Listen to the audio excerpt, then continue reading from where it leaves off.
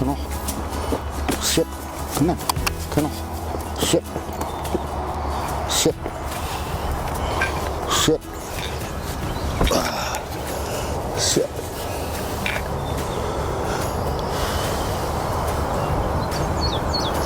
Well, good morning.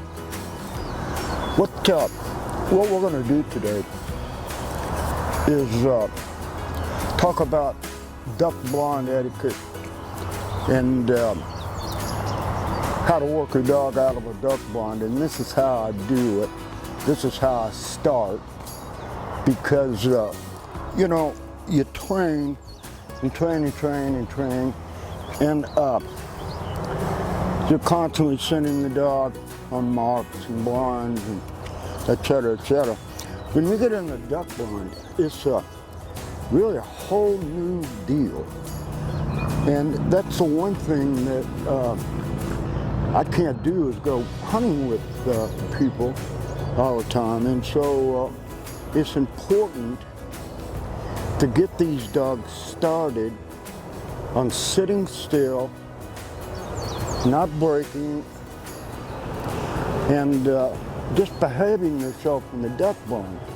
You know, I've been on a zillion duck hunts, and I've seen dogs that were shipped that were just really hard to hunt with because they're out of control, and it was pretty evident that the owners didn't work on the duck blind stuff.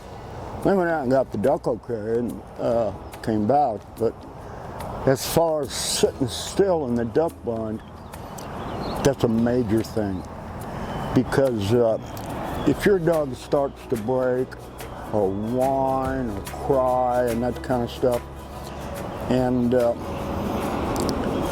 you haven't trained on any of that, and you go to the duck blind, it can be just horrible. So how I do this, as you can see, I got a few decoys out, and I start with just a half dog crate, and you know, I teach all my dogs to go back to home plate so they know to sit in it. And what we're going to do first is introduce this dog to the duck call. Now, a lot of guys, they use duck calls when they train, especially in the hunt test.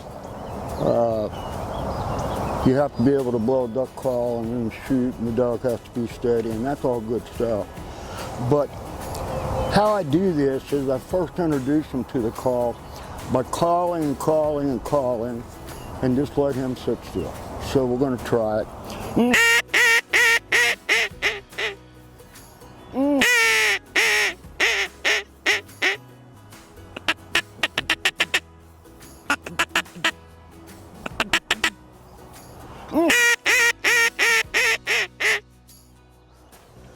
Just let him get used to sitting still and hearing that thing.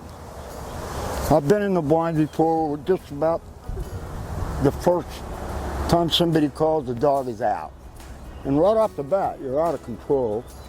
And you don't want that. He needs to sit still while you're having a conversation, or whether you're calling, or whether you're shooting, or doing anything. So squawk on that call, and then sit. Hit your bumper, and you don't have to throw it a mile. It's just, this drill wasn't designed for anything but sitting still, being steady to shot, and practicing being in a hunting scenario. Now, there's a whole lot of times when you have days that are extremely slow, and the dogs get bored, just like we do, et cetera, et cetera. Then all of a sudden, some ducks will come, and you shoot, and everything goes as planned. But there's other days when you're just covered up with them, and you got 2 or 3 guys in a duck blind, and they're all calling, and all of a sudden they all jump up with Magnum shotguns and open up, and ducks running down, et cetera, et cetera. Well, the dog needs to sit still through all of that. So that's why this part is so important to practice on. I can't emphasize it enough. This is just a young dog. He's just 9 or 10 months old. So this will be his first year to go hunting. And before I go any farther, I tell everybody that first few hunts, don't take your gun. Just don't take it. Don't even put it in the car, because it will entice you to go back and have our guys say, well, I took it just in case. In case of what? So you paid all this money to get the dog trained, or you trained it, you worked really hard. And so don't take your gun that first time, that first hunt. So having said that, now we let him sit there and he's done real good. So we're going to send him back.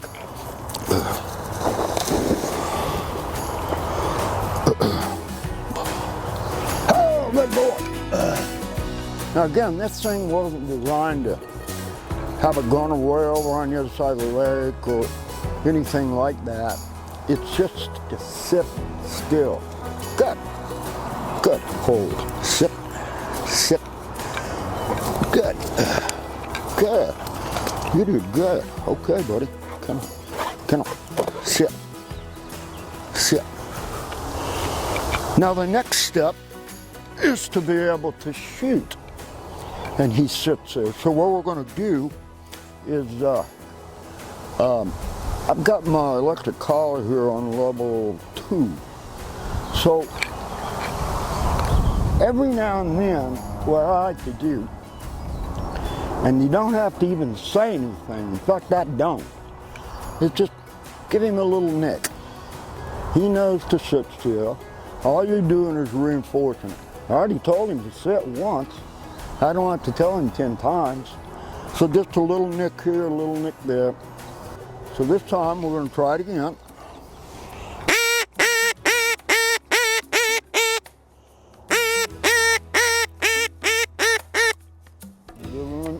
Give him a little nick or two.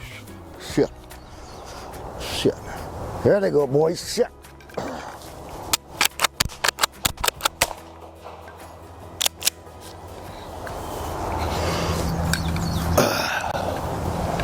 And then just relax. Now, a lot of guys I've seen them, they get their dog pretty steady. And the second the bird hits the water, they send them. Well, you're right on the edge there of being out of control, because it's not going to be long before the bird hits the water and he's going to take off. So it's certainly important to shoot the ducks and let him sit there that first few hunts. Just let him sit there. Back.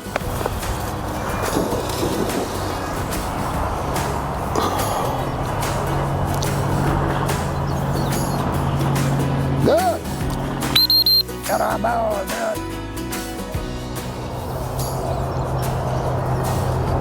Now right now you don't have to throw big doubles or triples or blinds or anything with this. That's not what this is all about at all. This is a one-step deal. Good. That a boy. Good. Hold. Good. Good. Hold. Sit. You sit. Sit. You sit. Sit. Good boy. Good boy. Come on.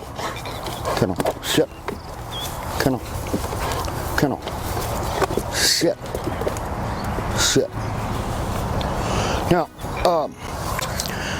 I've been in some duck blinds made out of cane, made out of hay bales, laid on the ground, and then I've been in real elaborate ones where 10 people can cheat out of them, have a kitchen and the whole works. So I've hunted out of ones that were way up out of the water where the dog had to go down and go out and get the bird, come back up.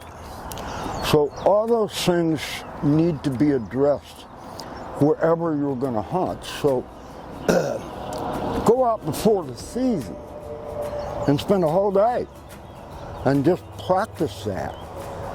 Going down the thing, up the thing, sit in one of the little tree stands and be steady. And all those things right there are so important. You know,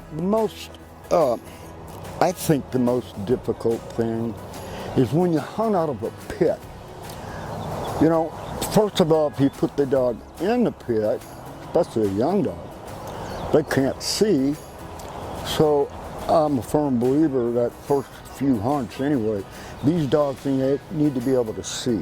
They need to get the experience of seeing the duck fall, sitting still, and then going and getting them. Before I get into that though, there's one other thing that's real important. If you're hunting out of a pit and you got a young dog and you've never been, don't walk out to that pit with that dog running around in front of you. Because what's going to happen is he's going to step through it. And then the hunt's over. And maybe the dog. So you make sure you've got a lead on him, and when you get to the pit, he's never been around one, you have the guys go in before you stand out there with the dog. And then you get the dog to sit there by, on top there, not in, but on top, and then you climb in. Now,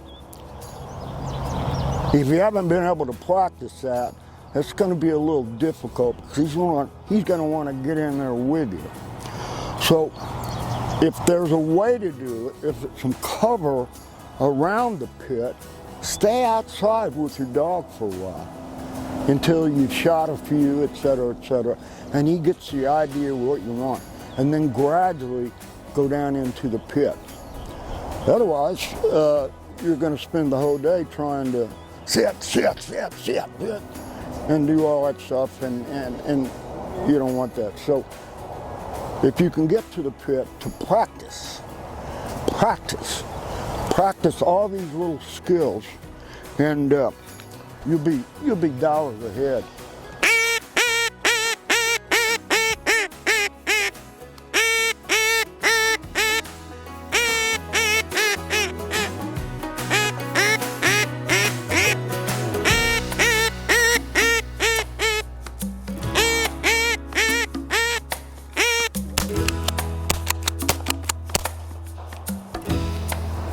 Sit.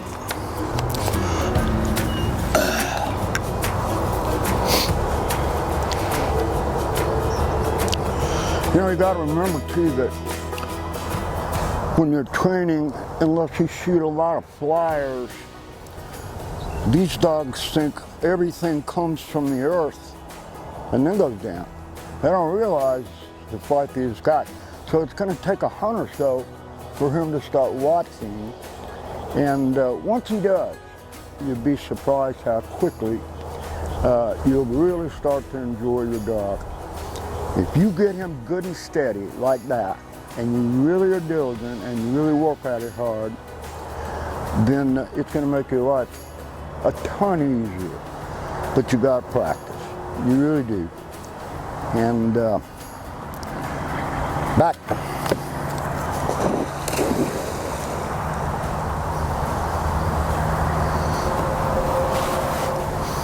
Say you shoot a cripple, and he's taken off, and then so you want to really hurt and send your dog and all that.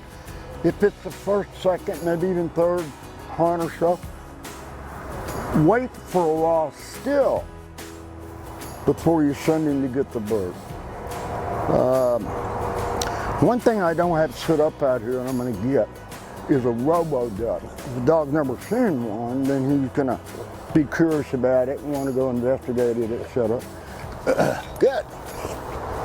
Good. Good. Sit. Good. Good. Kennel. Sit. Kennel. Kennel. Sit. Sit. Sit. Again, I want to repeat myself. You could see how quickly this little puppy here would be out of control. And he's going to be a racehorse for a long time, many years. So at the very beginning of your hunting season, make that to where you get your dog trained for hunting, actual hunting. Again, I want to repeat myself by saying, it's hard for dog trainers to do that because you can't go hunting with everybody. And so these little drills like this are wonderful. They're just absolutely wonderful. Now eventually you can start using ducks again or birds. You have somebody go over across the lake, throw a bird, do blind, do whatever you want to do. But being steady to shot, and that brings up the subject here now. I use as you can see, it's a little pump 22, and it shoots blanks. Now, this is an old Remington, and some of the old ones like this are difficult to find, and they are expensive. But you need one that shoots shorts. The long rifle won't eject the little blanks, and the little blanks that I use are the ones that you can buy at Lowe's, Home Depot, Menards, all those stores. They carry boxes of them. They're about 12 bucks, and you can go through a whole bunch of those with a little gun like this. They also get the sound of the action. They get to see you point the gun, etc. So they work really, really well. The new ones, let's see, I think Rossi makes one, and it's really, really nice. In fact, I got one. But it doesn't eject the blanks. It's for a long rifle, and it just doesn't work. So you have to find an older one, and maybe somebody makes a new one that just shoots the short 22 bullets. So that's real important. But these things work great. Not only that, they hold about 20 shells. So you can just keep shooting all you want. We're going to do one more.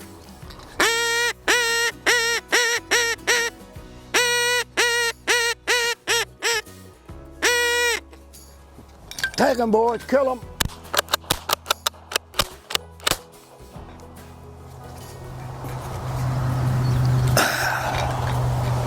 Shit. Just a couple little nicks. Just let him sit there.